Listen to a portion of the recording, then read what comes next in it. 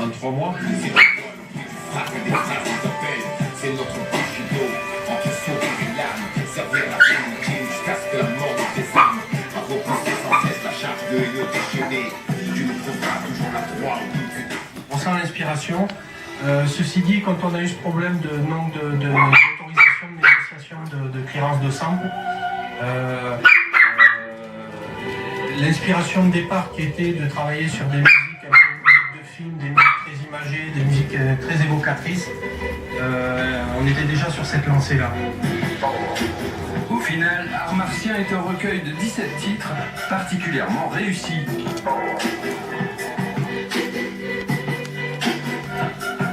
Malgré le départ de Freeman et de nombreuses raisons d'être en colère, le groupe est toujours aussi soudé comme à ses débuts. Nous en avons profité pour revenir sur leur rencontre il y a presque 30 ans.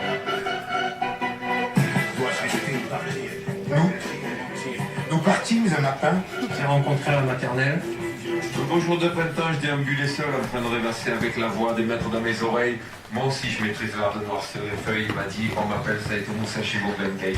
Ces phrases-là résument la rencontre qu'on a eue avec Joe. Et le jour, il m'a dit, moi aussi, j'écris des textes. Écoute ce que je fais. En fait, on a eu des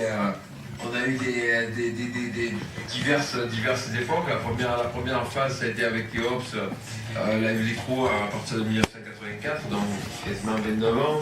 On a fait des premiers concerts à Live Electro. Joe nous a rejoint en 87 et on a fait B-Boy Stance, c'est devenu B-Boy Stance. Avec toutes ces époques-là, des allers-retours avec New York et des disques faits à New York et pas mal de choses. Et puis en 89, 88-89, Imhotep, François et Malek qui rejoignaient le groupe. Et la formation d'IAM est définitive à partir de quand, en fait, définitive quand François revient de l'armée.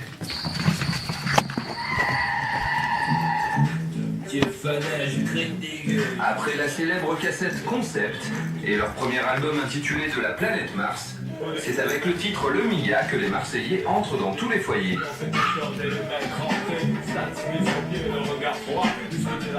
Faut savoir, on aime à le repréciser, c'est un morceau qu'on jouait déjà 1 an avant sur scène. Ouais, c'est vrai, on le jouait déjà sur scène.